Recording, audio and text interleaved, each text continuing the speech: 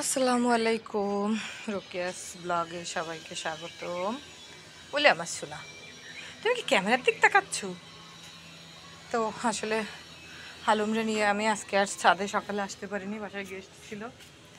তো কি বলবো, আসলে গেস্ট আসলে না সব থেকে বেশি কষ্ট হয় আমার হালুমের, কারণ ওর প্রতি আমি খেয়ালও করতে পারি না। ওর খাবার দাবারও ঘাটতি হয়ে যায়, ওর থাকা ঘাটতি হয়ে যায়, কারণ আসলে সবাই তো আর বিড়াল পছন্দ করে না।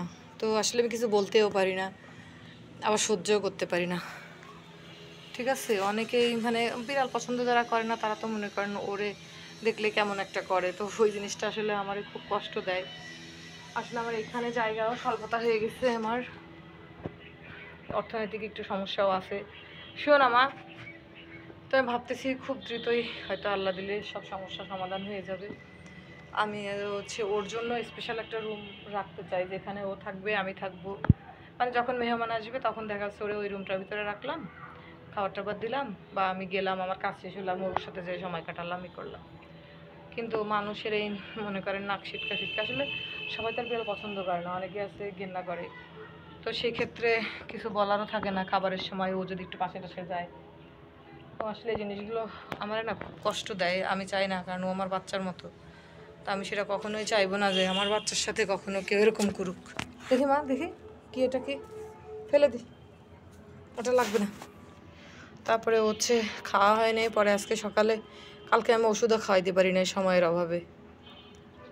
আসলে গেস্ট আসলে তাদের রান্নাবান্না, তাদের আপ্যায়ন আসলে অনেক ঝামেলা থাকে, যদিও 2 দিন মতো ছিল, বেশি দিন ছিল না। তারপরে আমার সব ঠিক ছিল, বাট হালুমরে নিয়ে একটু টেনশনে ছিলাম, কারণ ও তো আর তাদের সাথে তাদের দেখলেও ও একটু পলায় পলায় থাকতেছে, আবার হচ্ছে তারা কীরকম একটু নাক সিটকা সিটকি করতেছে। তো এটা তো আমি বুঝতেছি। আর ও একটুও জ্বালাতন করে না, ও চুপচাপ ঘুমাইছে, শুধু ঘুমাইছে। আর মাঝে মাঝে আমি একটু খাবার টাবার দিছে, খাইছে, ঘুমাইছে। কিন্তু ওর ওইভাবে তো আর টেক কেয়ার হয় না, এই জন্য তো আমার আসলে কি বলবো, মানে যারা বিড়াল ভালোবাসে না তাদের সাথে আসলে আমার হালুম যখন বাসায় গেস্ট আসে আমার অনেকটাই বেশি কষ্ট হয়। মানে ওরও কষ্ট হয়, আমারও কষ্ট হয়, আমার বাচ্চাটার সাথে এরকম হইলে তো ভালো লাগবে না।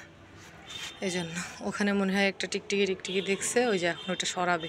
হ্যাঁ, সি সি সি সি সি সি সি সি সি সি সি এই, তোরে আমি মাছ খাওয়াই, সবসময় গোশ খাওয়াই, তারপর তো শিকার শিকার শিকার শিকার তো ধরতে হবে। কেন কেন ধরতে হবে? হ্যাঁ, কেন ধরতে হবে? ও ওই শিকারের পিছনে যে কত সময় সময় কাটাবে আল্লাহ জানে। ওই ওই দেখেছে, যদি পায় তাইলে তো আর খবর নাই। হ্যাঁ, যদি পায়। নকরামি শুরু করে দিচ্ছে, খুঁজতেছে এখনো, মনে হয় একটু দেখছে। কি মা, এই কি, ও যে যদি ওর হাতের নাগালের বাইরে থাকতো তাহলে প্রচুর ডাকতো আমারে, মানে ওরে আমি মানে ধরে দেবো, নাহলে ওর কাছে ওই দেখো, ওই দেখো মা, ছোট্ট চড়াই চলে আসছে, কাছে চলে আসছে একদম। ওই দেখো, হবে না, ও এখন এই শিকারের পিছনে ব্যস্ত, ও এই শিকারই ধরবে। ওই যে কোথায় গেল, কোথায় গেল, এই কোথায় গেল শিকার, কোথায় গেল? মাশাল্লাহ মাশাল্লাহ, কুটকুট, এই কুটকুট, দেখেন কি দুষ্টামি করে আলম। মাশাল্লাহ। তো সবাই আলমের জন্য দোয়া করবেন, আমি যেন, আসলে বাসায় গেস্ট আসবেই, গেস্ট তো আর মানা করতে পারবো না, আর সেটা হয়ও না। আমরাও কি কি কে খুঁজে পাচ্ছে না এখন, মা মা করছে আমার, এখন আমারে ডাকতেছে।